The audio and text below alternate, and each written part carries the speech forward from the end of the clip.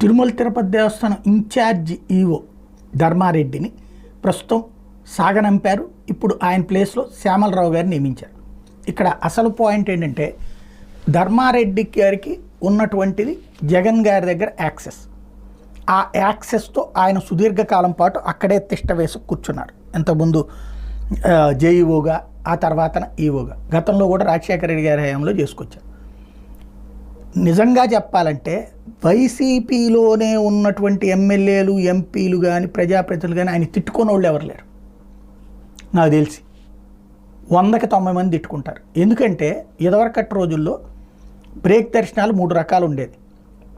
L1, L2, L3, ఆ తర్వాత ఏఏడి అర్చనానంతర దర్శనం. ఇది వాస్తవంగా మనం అవునన్నా కాదన్నా విఐపి కల్చర్ ఆలయాల్లో ఉంటుంది, ఉండాలి కూడా. ఎందుకు అంటే ఈ లైన్లలో, క్యూ లైన్లలో